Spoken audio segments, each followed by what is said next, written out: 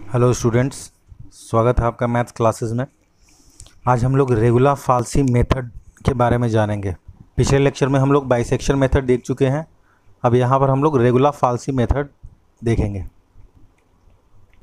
तो फ्रेंड्स, इसमें भी हमारा एक इक्वेशन दिया हुआ रहेगा f(x = 0) और जहाँ x का वैल्यू लाई करेगा इंटरवल a और b के बीच में।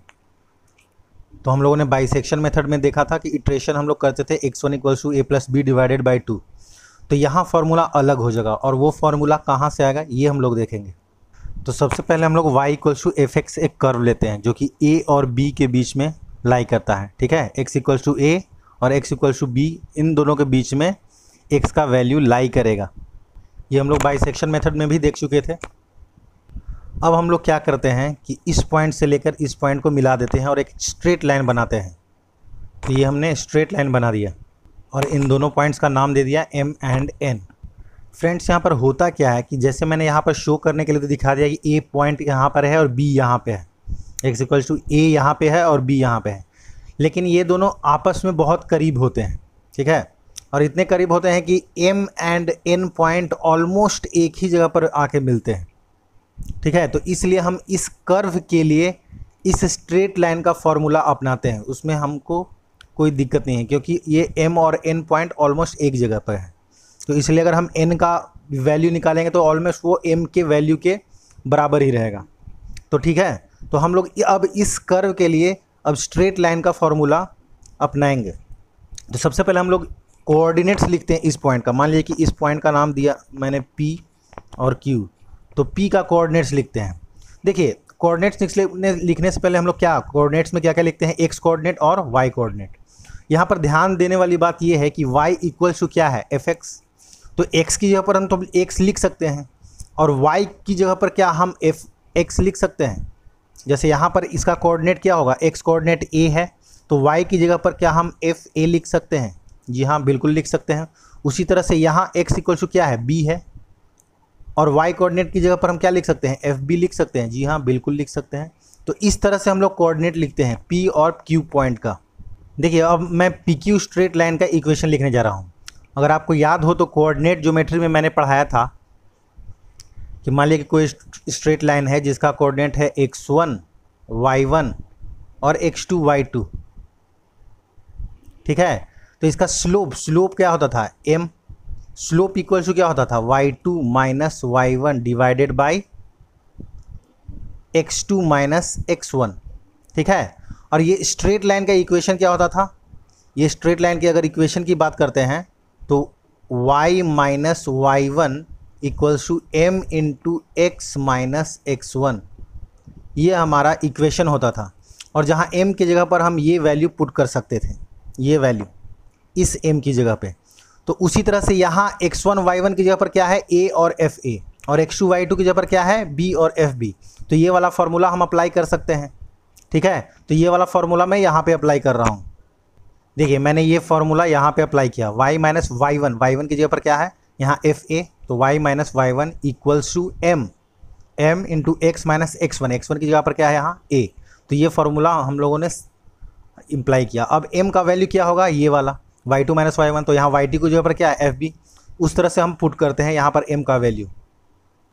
देखिए, मैंने सिंपली m का वैल्यू ये पुट किया है। y2 क्या है, fb, x2 y2 है fb माइनस y1, तो y1 क्या है, fa, तो y2 - y1 / x2 - x1, तो x2 क्या है, b, तो b माइनस x1 क्या है, a, तो a। इस तरह से ये पूरे m का वैल्यू निकल गया।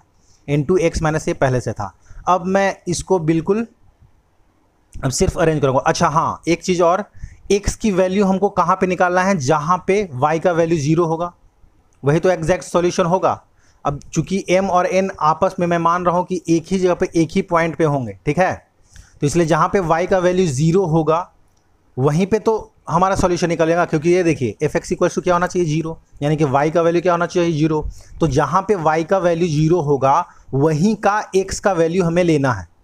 ये x = कितना आएगा, यहाँ से यहाँ का डिस्टेंस, ये 0 0 है आपका, तो ये x डिस्टेंस कितना आएगा वही निकालना है हमें। तो सबसे पहले हम लोग y को क्या करेंगे, 0 करेंगे। तो हमने y को 0 किया, 0 लिखने की ज़रूरत तो है नहीं, तो सिर्फ ये क्या बचेगा, -fa = ये पूरा। अब हम क्या है, x माइनस ए को इधर ले आ सकते हैं, तो x माइनस ए को हम इधर ले आते हैं। हमने x माइनस ए को इधर ले आया, ठीक है। अब हमको x का वैल्यू निकालना है, तो क्यों ना हम x वाले टर्म को ऊपर कर दें, तो इसके इधर भी डिनोमिनेटर को ऊपर करते हैं और इधर भी डिनोमिनेटर, क्योंकि जो ऑपरेशन इधर करेंगे इधर भी करना पड़ेगा, तो इन दोनों को पलट देते हैं हम लोग। तो हमने पलट दिया, x माइनस ए को ऊपर ले गए और F A minus F A को नीचे ले गए, और यहाँ b माइनस ए को ऊपर ले गए और F B minus F A को नीचे ले आए। आप चाहें तो वीडियो पॉज करके ये नोट कर सकते हैं, उसके बाद मैं अगले पेज में जा रहा हूँ। तो यहाँ तक हम लोग पहुँच चुके थे, x minus A divide by minus F A equals to B minus A F B minus F A, ठीक है। फर्दर हम क्रॉस मल्टीप्लिकेशन करते हैं, x माइनस ए को अकेला छोड़ेंगे और उसके बाद x को भी अकेला छोड़ देंगे, वहाँ से x का वैल्यू निकल आएगा। तो एफ ए को क्रॉस मल्टीप्लिकेशन कर रहे हैं, तो ये हमने क्रॉस मल्टीप्लिकेशन किया। अब यहाँ से हम लोग x की वैल्यू निकाल सकते हैं। a को इस तरफ ले आते हैं, a को इस तरफ ले जाएंगे तो ये प्लस में हो जाएगा, तो a, अब इस माइनस साइन को मैं यहाँ ले आता हूँ, माइनस एफ ए है तो इस माइनस साइन को यहाँ मैं ले आया, तो ये प्लस में रह गया। तो अब यहाँ से मैं एलसीएम ले सकता हूँ, एलसीएम लूँगा तो क्या आएगा, ये हमारा एलसीएम आएगा, ठीक है। उसके बाद इस पूरे से मल्टीप्लाई क्या होगा a से, तो ये कुछ इस तरह से हो जाएगा, a के साथ ये पूरा मल्टीप्लाई किया मैंने, और एफ ए के साथ तो b माइनस ए मल्टीप्लाई पहले से था, बस एफ ए को मैंने इस तरफ किया है। यहाँ पे समझने में कोई दिक्कत नहीं होनी चाहिए। अब मैंने सिंपली मल्टीप्लाई कर दिया a के साथ इन दोनों को, तो a into F B minus A into F A minus B into F A, और ये माइनस माइनस प्लस हो जाएगा। तो मल्टीप्लाई करने के बाद हमारा यही आया, ठीक है। तो अब देख रहे हैं कि देखिए यहाँ पे माइनस ए इंटू एफ ए है और यहाँ प्लस ए इंटू एफ ए है, तो दोनों कैंसिल आउट होगा,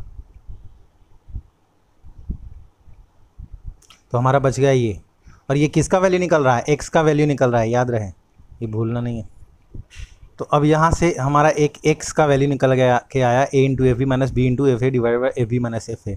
और ये फार्मूला हमारा इटरेटिव फार्मूला, जैसे बाइसेक्शन मेथड में हमारा सिंपली आता था a plus B divided by 2, तो उसकी जगह पर हमारा ये फार्मूला यूज़ होगा, ठीक है। तो ये फार्मूला कहाँ से आ गया उसकी बात हुई, और working procedure same to same वही होगा जो बाइसेक्शन मेथड में होता था। तो हम लोग अब शुरू करेंगे वर्किंग प्रोसीजर। इसमें भी same to same bisection method की तरह चूज 2 ट्रायल पॉइंट्स उसी तरह से, या तो आपका हिट एंड ट्रायल रहेगा, या आपको क्वेश्चन में दिया हुआ रहेगा a और b जो भी पॉइंट रहे वो दिया हुआ रहेगा, नहीं तो आपको ट्रायल मेथड द्वारा F A and F B निकाल के पता करना पड़ेगा कि कौन सा आपका 2 पॉइंट्स हैं, ठीक है। उसके बाद उसी तरह से F A and F B निकालना है, और दोनों का साइन क्या होगा, अपोजिट होना होगा। इसका अगर नेगेटिव है तो इसका पॉजिटिव, इसका पॉजिटिव है तो नेगेटिव, अपोजिट साइन होगा। उसी तरह से जब एफ ए और एफ बी का अपोजिट साइन आएगा तो हमारा फर्स्ट अप्रोक्सीमेशन क्या हो गया, यानी फर्स्ट इटरेशन ए इंटू एफ बी, 2 पॉइंट हमारा मिल चुका है, ठीक है, ए और बी, ये ए और बी मिल चुका है, ठीक है। और F A and F B भी हम निकाल चुके हैं, तो वो सारा फार्मूला में यहाँ पे पुट होगा, ठीक है। तो ये फार्मूला से हम x1 निकालेंगे, ठीक है।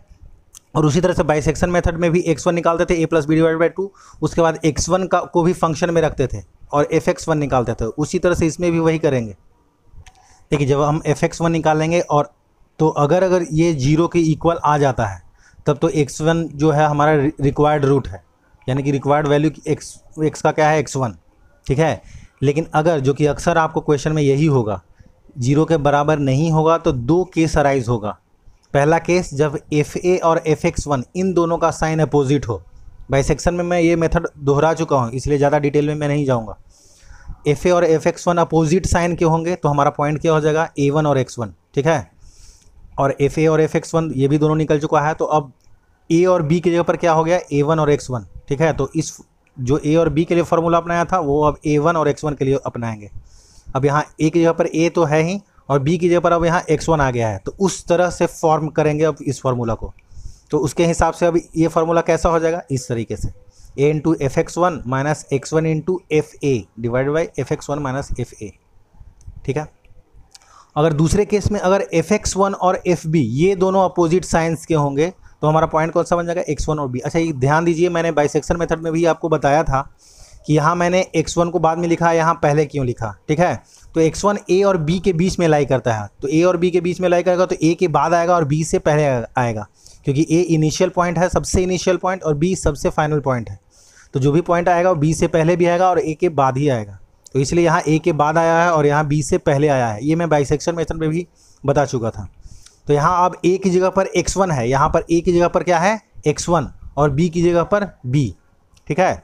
तो अब इस तरह से फॉर्मूला इसमें फॉर्म होगा, जहाँ जहाँ पर a था वहाँ पर x1 आएगा, ठीक है, और b की जगह पर तो b है ही, तो x1 into F B minus B into F X one divide by F B minus F X one.